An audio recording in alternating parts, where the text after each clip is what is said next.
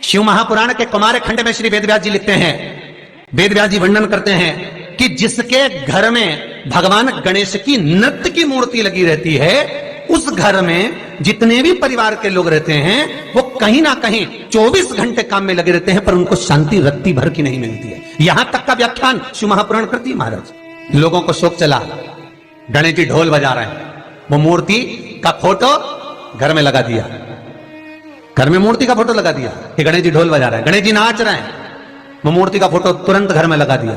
वेदव्यास जी ने कुमार खंड के अंदर वर्णन करा, यदि देवता की अपमानजनक मूर्ति या स्मरण पूजन का भाव अगर कहीं लगाया भी जाता है तो उस घर में शांति रत्ती भर की नहीं रहती है महाराज। यहां तक शिव महापुराण कहती है कि भगवान शंकर का शिवलिंग आप घर के अंदर रख सकते हो, भगवान शंकर का शिवलिंग घर में रखकर पूजन कर सकते हो, भगवान शंकर के शिवलिंग का आप स्मरण कर सकते हो, भगवान शंकर के शिवलिंग की आप पूजन कर सकते हो। पर शंकर, जब शिवपुराण खुद कह रही है कि शंकर का जो भौतिक स्वरूप है, शंकर का जो शारीरिक स्वरूप है, जैसे आप शिव महापुराण के पीछे जो बैनर दिख रहे हो, इस बैनर में शंकर जी का जो स्वरूप दिखाया जा रहा है, ऐसी मूर्ति तप करने वाली, ऐसी मूर्ति आशीर्वाद देने वाली, ऐसी मूर्ति जो भगवान शंकर का मूल स्वरूप दर्शाती हो, ऐसी मूर्ति घर के अंदर नहीं रखी जाती। स्वयं शिव महापुराण करे, फिर वो मूर्ति छोटी हो चाहे बड़ी हो, फिर वो मूर्ति कितनी भी बड़ी आकृति की हो, शिव महापुराण की कथा कहती है। हां, शिवलिंग जो भगवान शंकर का एक मूल बिंदु है, भगवान शंकर का एक मूल बिंदु विराजमान है, भगवान शंकर का एक मूल बिंदु का निर्माणित है वो शिवलिंग। आप छोटे से छोटा, बड़े से बड़ा कैसा भी रख सकते हो। शंकर को एक बेलपत्र भी अगर हम समर्पित कर रहे हैं तो वो आखी हो, एक चावल का दाना भी हम शिव को दे रहे हैं तो वो आखा हो, एक पुष्प भी अगर हम भगवान शंकर को दे रहे हैं तो आखा होना चाहिए, श्रीफल भी दे रहे हैं तो आखा होना चाहिए। इसलिए शंकर जी के मंदिर में नारियल नहीं फूटता, आखा।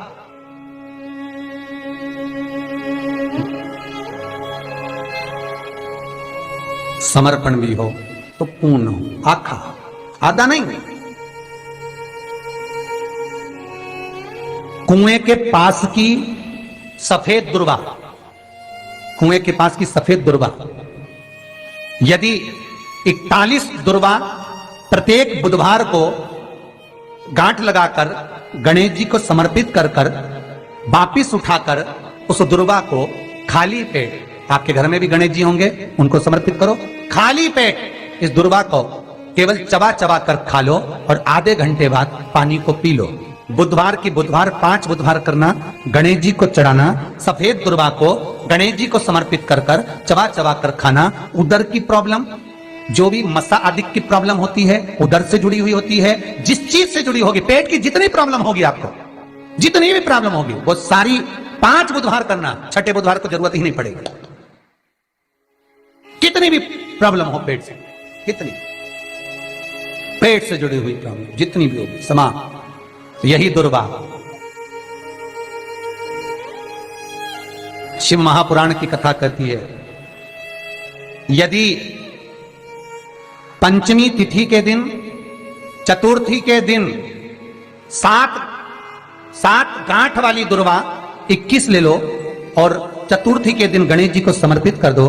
पंचमी तिथि को उस दुर्वा को उठाकर दूध में डाल दो और उस दुर्वा को दूध में डालकर उस दूध में उस दुर्वा को मल लो, और जिसके सफेद चमड़ी पड़ गई हो, चर्म रोग हो गया हो, उस दूध को उस दुर्वा के साथ, दूध नहीं भी हो तो पंचमी के दिन दुर्वा का लेपन शरीर पर कर लें। आधे घंटे तक करने पर पंचमी को प्रदोष काल में स्नान कर लें। महाराज, आपको चर्म रोग में आराम लग जाएगा, सफेद चमड़ी अपने असली रंग में आना प्रारंभ हो जाएगी।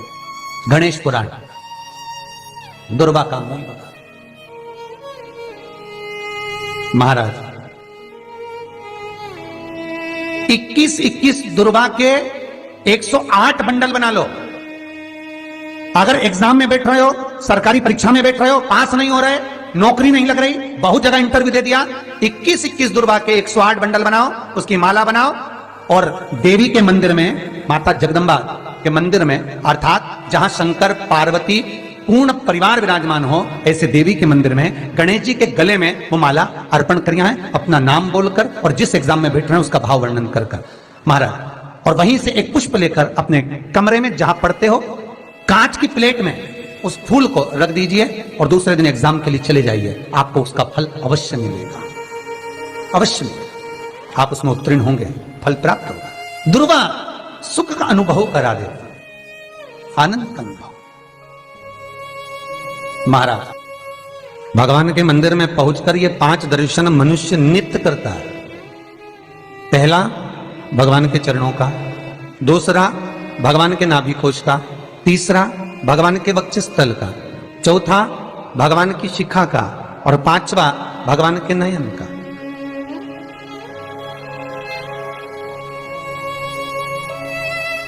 सबसे पहला दर्शन जब हम भगवान के मंदिर में पहुंचकर जाकर करें तो वो भगवान के चरण होना चाहिए, परमात्मा के चरण। भगवान शंकर की जो 5 पुत्रियां हैं, जया, विषहरा, सामरीवारी, दोतली और देव, भगवान शिव की जो 5 बेटियां हैं, रात्रि को सोने से पहले हाथ की अंजलि में जल लेकर जया, विषहरा, सामरीवारी, दोतली और देव, इन 5 कन्याओं का नाम लेकर आचमन कर कर जो रात्रि में विश्राम करते हैं, उनको रात भर नींद चकाचक आती है, फिर उनको कोई चिंता न करने की जरूरत नहीं पड़ती, वो मस्त आनंद में सोते, गोली खाने की भी जरूरत नहीं पड़ती, गोली भी नहीं खाती। अरे भैया, गरुड़ पुराण में एक लाइन आती है, बड़ी सुंदर है, गरुड़ पुराण का 3रा अंश, उसमें यहां तक लिखा है, किसी डॉक्टर को जाकर आप दिखा रहे हो, वो इंजेक्शन लिख रहा है या इंजेक्शन लगा रहा है, उसमें भी आपका कर्म का भाग है, उसमें भी कर्म का भाग है। पूरा शहर छोड़कर इंदौर दिखाने जा रहे हो, पूरा शहर छोड़कर भोपाल, दिल्ली, मुंबई, अपना गांव, अपना नगर छोड़कर वहां के डॉक्टर के पास जा रहे हो, उस हॉस्पिटल में जा रहे हो, क्यों? पुराना है,